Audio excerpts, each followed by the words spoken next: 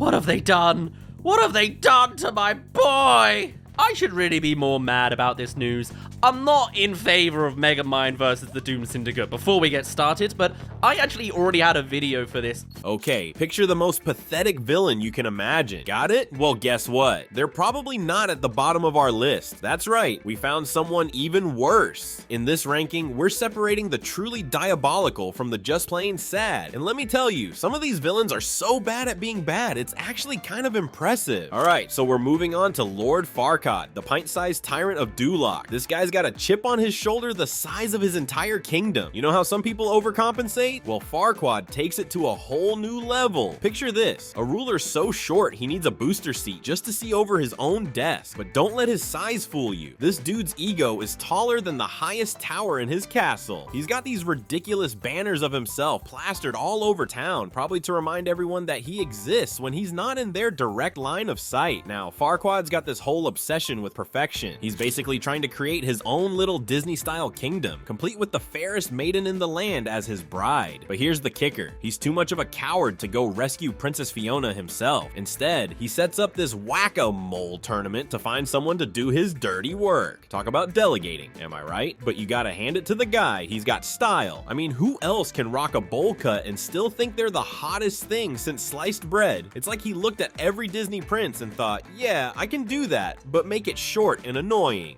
I will place Lord Farquaad in B tier, and the reason is he is peak Napoleon complex villainy. He runs an entire kingdom like a tiny dictator, forces fairy tale creatures into exile, and somehow thinks he deserves to marry a princess. Honestly, Shrek ruining his wedding was the best thing to ever happen to Duloc. Alright folks, buckle up because we're about to meet the real puppet master of Far, Far Away. You thought Lord Farquaad was bad? Ha! He's like a grumpy garden gnome compared to this next villain. Enter the fairy godmother, the magical matriarch with a wand full of tricks and a heart full of, well, definitely not fairy dust. At first glance, she's your typical fairy tale helper, ready to bibbidi-bobbidi-boo your problems away. But don't let that sugary, sweet smile fool you. This godmother's got an agenda that's anything but magical. She's basically running a magical mafia, pulling strings and manipulating happily ever afters like some kind of twisted matchmaker. Let's talk about her business model for a sec. She's turned fairy tale tropes into a full-blown industry. Need a prince? She's got a catalog. Want to be a princess? There's a potion for that. It's like she looked at the whole dreams come true thing and thought, yeah, but how can I profit from this? She's basically the fairy tale world's version of a shady used car salesman, but instead of lemons, she's selling questionable happy endings. And don't even get me started on her musical number, I Need a Hero. Talk about irony, right? She's belting out this power ballad about needing a hero while actively trying to sabotage our actual heroes. It's like she's singing her evil plan right to our faces, and we're all too distracted by the catchy tune to notice. I will place Fairy Godmother in A tier, and the reason is, she's basically a magical CEO running a fairy tale mafia. She manipulates an entire kingdom, gaslights Prince Charming into thinking he's the hero, and somehow manages to make an Elton John song a villain anthem. If she had LinkedIn, she'd be running $1 billion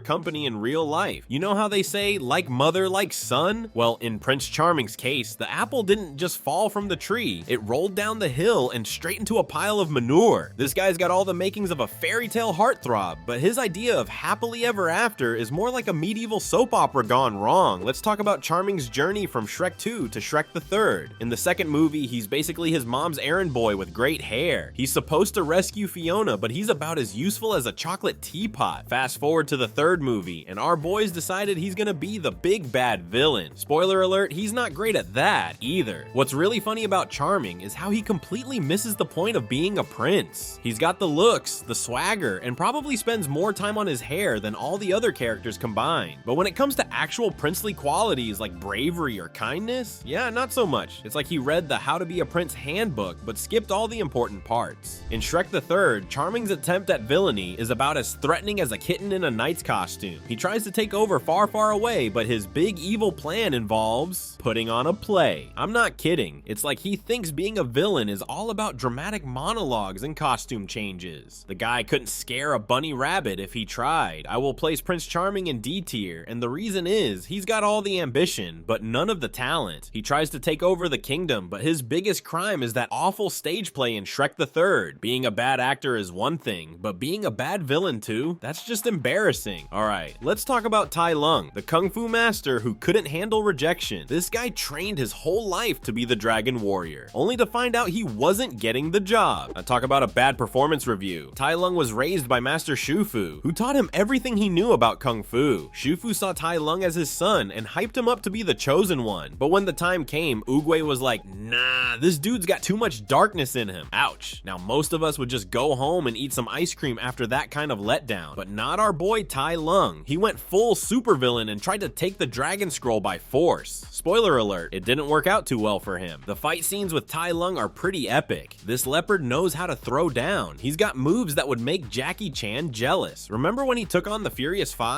It was like watching a cat play with a bunch of very skilled mice. But here's the thing about Tai Lung, he's so obsessed with getting that Dragon Scroll that he can't see anything else. He thinks it'll give him ultimate power, but in the end, it's just a shiny piece of paper. Po figures out the real secret, and Tai Lung, well, he gets his butt handed to him by a panda who just learned kung fu like 5 minutes ago. I will place Tai Lung in A tier, and the reason is he single-handedly beat up an entire valley with his bare paws. The dude broke out of a maximum security prison using a single feather. That's villain efficiency at its peak. If Po wasn't the protagonist, Tai Lung would have been the true Dragon Warrior. Alright, let's talk about Lord Shen, the peacock who thought he could outsmart kung fu itself. This guy's not your average bird. He's got a whole arsenal of metal weapons that'd make Tony Stark jealous. But here's the thing, Shen's not just showing off his fancy feathers and fireworks. He's got a serious grudge against kung fu, and he's determined to blow it sky high. Now you might be wondering, what's a peacock got against martial arts? Well, it all comes down to a prophecy that's been haunting Shen since he was a chick. Apparently a panda was destined to defeat him, so what does he do? He tries to wipe out all the pandas. Talk about overreacting, right? But Shen's not taking any chances. He's spent years developing cannons and other weapons to make sure kung fu becomes as obsolete as VHS tapes. You gotta admit, Shen's got style. He's not just evil. He's evil with flair. His tail feathers aren't just for show, they're deadly weapons. And those cannons of his, they're a game changer. Suddenly, all those fancy kung fu moves don't seem so impressive when you're facing down a fireball. But here's where Shen messes up. He's so focused on changing the future that he can't let go of the past. He's obsessed with this prophecy, and it drives every decision he makes. In the end, it's not even the panda that does him in. It's his own stubbornness. So, we'll give Lord Shen a C tier. Alright, so we've got Kai, the Jade Slinger from Kung Fu Panda 3. This guy's been out of the loop for 500 years, and boy does it show. How bad could his jokes be, you ask? Let's just say even dad jokes cringe when Kai opens his mouth. But don't let his terrible puns fool you. This dude's got some serious power up his jade-encrusted sleeve. Kai's not just after world domination or whatever generic evil plan most villains cook up. Nah, this guy's got a chip on his shoulder the size of China. He wants everyone to know his name, to remember who he is. It's like he's trying to win a popularity contest, but his campaign strategy involves turning kung fu masters into jade zombies. Not exactly a winning move in the PR department, if you ask me. Now, about those jade zombies, that's Kai's party trick. He can turn kung fu masters into these jade warrior things that do his bidding. It's like he's collecting Pokemon, but way more creepy and with 100% more glowing green rock. And get this, he wears the chi of his victims as pendants. Talk about a fashion faux pas, but here's where it gets interesting. Kai used to be besties with Master Oogway. Yeah, that Oogway, the wise old turtle who chose Po as the Dragon Warrior. Turns out Kai's got some major jealousy issues. He couldn't stand that Oogway was getting all the attention, so he decided to steal chai to become more powerful. It's like the kung fu equivalent of photoshopping your Instagram pics to get more likes. I will place Kai in B tier, and the reason is he's got an undead army and a serious grudge problem. He came back from the spirit world just to flex on the mortal realm, which is commitment. Too bad Po defeated him with the power of friendship and some good vibes. Alright, so we've got Megamind, the blue-skinned supervillain with a head so big it's practically got its own zip code. This guy's been trying to take over Metro City for years, always getting his butt kicked by the local hero Metro Man. But here's where things get weird. What if the bad guy actually won? So picture this, Megamind finally defeats Metro Man, or so he thinks, and suddenly he's got no purpose in life. It's like when you finally beat that video game you've been playing for months, and you're just sitting there like, now what? Our boy Megamind starts feeling all lost and confused, like a supervillain having an existential crisis. But here's the kicker. Megamind ends up creating a new hero to fight, and in the process, he kind of becomes a hero himself. It's like he accidentally tripped and fell into being good. And you know what? His villainous skills actually make him pretty great at the whole hero gig. Think about it. All those years of coming up with evil schemes, that's just problem solving with a bad attitude. His crazy inventions, perfect for saving the day. And let's not forget his dramatic flair, because every hero needs a good catchphrase, right? I will place Megamind in D tier, and the reason is he's more of an anti-hero than an actual villain. Sure, he technically takes over the city, but then he realizes being evil is actually kind of lame. Great character, but if your biggest enemy is yourself, you might not belong in the villain club. Alright, so we've gone from a blue-headed villain to a guy with a seriously hard head. Ever wonder what it's like to have a brother who talks to burning bushes? Let's take a trip down the Nile and meet Ramesses, the pharaoh who just couldn't let it go. Now imagine growing up as Ramesses. You're the prince of Egypt, heir to the throne, and your best bud is your adopted brother Moses. You guys are thick as thieves, racing chariots, pulling pranks on the priests, typical royal kid stuff. But then one day Moses goes all, "Let my people go" on you. Talk about a family feud. But here's the thing, Ramesses isn't just some cartoon bad guy twirling his mustache. He's got daddy issues that would make Freud's head spin. His old man, Pharaoh Seti, is always on his case about living up to the family name. So when Moses shows up with his stick tricks and plague threats, Ramesses is like, "Nuh-uh, not today, bro. I've got a reputation to uphold." The movie does a pretty good job of showing how Ramesses goes from a fun-loving prince to a stubborn ruler. It's like watching your college roommate become CEO of a company that makes life miserable for everyone. You want to shake him and say, "Dude, just let the slaves go already." But nope, Ramesses keeps doubling down. I will place Ramesses in B tier, and the reason is he ignored 10 whole plagues before realizing he messed up. He's not just a villain, he's a tragic character who couldn't escape his own destiny, but still, 10 plagues, dude, and some good vibe. That's some next level stubbornness. You know how fairy tales usually have that big bad wolf who's all about huffing and puffing? Well, DreamWorks said, nah, that's not scary enough. So they took the big bad wolf and gave him a terrifying upgrade in Puss in Boots: The Last Wish. This wolf isn't just after your grandma or some little piggies. He's after Puss in Boots himself, and he's not messing around. This wolf is basically death with fur.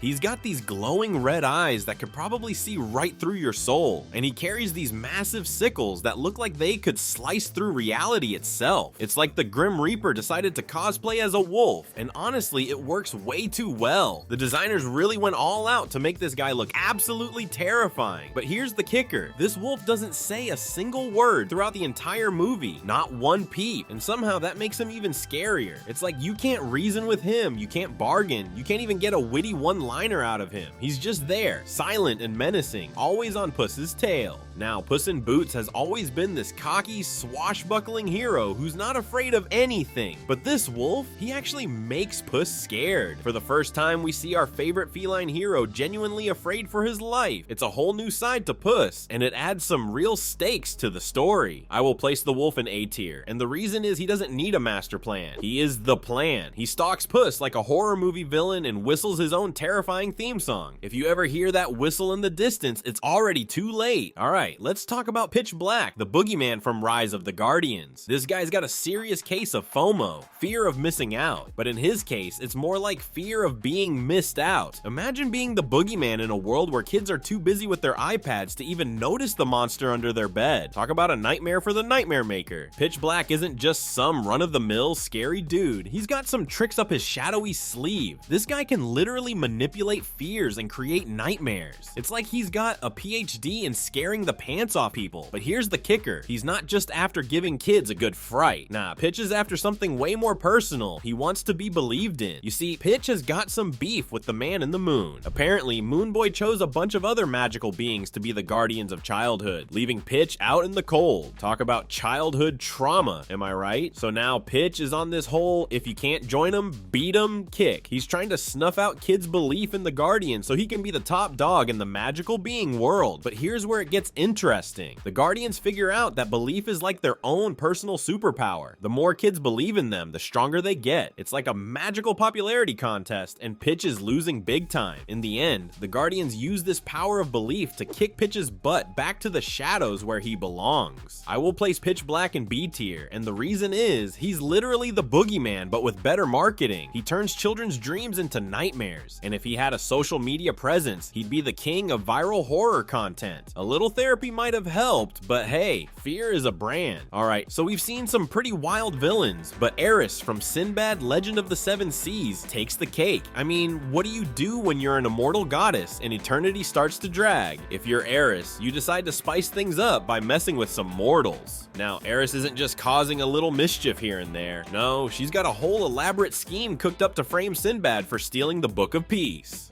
Talk about going big or going home. But here's the kicker. Eris can shapeshift. Yeah, you heard that right. She's not just pulling strings from the shadows, she's getting right in there and messing with reality itself. And can we talk about her look for a second? The designers really went all out with Eris. They took the whole Greek goddess thing and cranked it up to 11. She's got this flowing hair that seems to defy gravity, and her dress, it's like someone took the night sky and made it wearable. Plus, she's always surrounded by these swirling star-like things that just scream, I'm magical, and I know it. But here's the thing about Eris. She might be a goddess, but she's not infallible. Sinbad, being the clever rogue he is, manages to outsmart her. I won't spoil how, but let's just say it involves a pretty clever use of Eris's own chaotic nature against her. I will place Eris in S tier, and the reason is, she's literally the goddess of chaos. She doesn't just cause trouble, she enjoys it like an evil trickster deity who got bored one day. Also, her animation is so stunning, she could convince me to steal the Book of Peace. Alright, so we've seen some pretty wild villains, but get ready for a baddie that's slicker than a greased up penguin. Dr. Blowhole isn't your average fish out of water. He's a dolphin with a grudge and enough smarts to give Einstein a run for his money. This cetacean supervillain from the Madagascar spinoff The Penguins of Madagascar is out to prove that flippers can be just as menacing as hands. Now, you might be wondering how a dolphin ends up on the wrong side of the law. Well, it turns out Dr. Blowhole has a bit of a chip on his dorsal fin. See, he used to be a performing dolphin at Coney Island, jumping through hoops for fish. But all those years of doing tricks for humans left him with a burning desire for revenge. And not just against humans, he's got a particular beef with our favorite flightless birds, the penguins. But Blowhole isn't just about petty revenge. No, this dolphin's got his sights set on world domination, and he's got the tech to back it up. We're talking about a guy who's built a secret lair, complete with a fleet of lobster minions. Yeah, you heard that right, and all sorts of crazy gadgets. He's even got a Segway-like vehicle to move around on land. Talk about thinking outside the aquarium. One of Blowhole's most diabolical inventions is the Mind Jacker, a device that can steal memories. Imagine if he got his flippers on that kind of power. He could make everyone forget about the existence of penguins altogether. But our boy Skipper and his team aren't about to let that happen. They're always one step ahead, ready to dive in and foil Blowhole's plans. I will place Dr. Blowhole in D tier, and the reason is, he's an evil dolphin, which is both hilarious and ridiculous. He's got a solid villain persona, but let's be real, he's just a Saturday morning cartoon villain with a catchy theme song. Great for laughs, not world domination. Alright, so remember how Daenerys Targaryen had a way with dragons? Well, imagine if she went full-on evil and you'd get something close to Drago Bloodfist. This guy isn't just after a few scaly pets, he's gunning for world domination, dragon style. Now, Drago's got his own unique way of handling dragons, and let me tell you, it's not exactly PETA approved. While Hiccup's all about that friendship and trust vibe, Drago's more into the break their spirit and make them obey school of thought. He's got this crazy bullhook and some serious anger issues that he uses to intimidate dragons into submission. It's like watching the world's worst dragon trainer mixed with a really ticked off drill sergeant. But here's the thing, Drago wasn't always this way. Turns out the guy's got a pretty messed up backstory. When he was just a kid, his whole village got wiped out by dragons. That kind of trauma doesn't just go away, you know. So instead of therapy, Drago decided the best way to deal with his fear was to control every dragon he could get his hands on. Talk about overcompensation, right? The guy's crowning achievement? A massive bewilder beast. Think of it as the dragon equivalent of a nuclear submarine. This thing can control other dragons with its alpha status, which is basically Drago's cheat code for instant dragon army. I will place Drago Bloodfist in A tier, and the reason is, he built an entire dragon army through sheer intimidation. He doesn't train dragons, he bullies them into submission. Honestly, if he wasn't up against Hiccup, he probably would have ruled the dragon world. Alright, so we've seen some pretty intense dragon-related villains, but Grimmel the Grizzly takes it to a whole new level. This guy's not just content with controlling dragons, he wants to wipe them off the face of the earth. Talk about overkill, right? Grimmel's got a particular beef with Night Furies. He's made it his life's mission to hunt them down, and he's been pretty darn successful at it. In fact, he's so good at what he does that Toothless is supposedly the last one left. But here's the kicker. Grimmel's not just in it for the thrill of the hunt. He's got this whole superiority complex going on. Now, you might be wondering how this dude manages to take down dragons that even Drago had trouble controlling. Well, Grimmel's got a few tricks up his sleeve. He's a master of dragon venom, using it to create these creepy dragon-controlling darts. It's like he's got his own twisted version of Dragon Training 101, but let's talk about Grimmel's philosophy for a second. This guy believes dragons and humans can't coexist. It's like he's the anti-Hiccup. While Hiccup's all about friendship and trust, Grimmel's more of a shoot first, ask questions never kind of guy. He sees dragons as nothing more than beasts to be conquered. I will place Grimmel in B tier, and the reason is he's basically an evil Night Fury hunter who sees himself as an intellectual superior. He outsmarts Hiccup at almost every turn, and if he wasn't so arrogant, he could have actually eliminated all Night Furies. But of course, villains love to monologue instead of finishing the job. Alright, so we've seen some pretty intense villains, but General Mandible from Ants takes colony management to a whole new level of crazy. This guy's not just after power, he's got a full-on eugenics program in mind for his ant colony. Talk about an overachiever, right? So picture this, Mandible's got millions of ants under his command, but he's not satisfied. He's cooking up a scheme to purify the entire colony by getting rid of all the worker ants. Yeah, you heard that right. This ant's got some seriously messed up ideas about what makes a perfect society. Now, Mandible's not just your average power-hungry tyrant. He's a master manipulator, using his military tactics to keep the colony in line.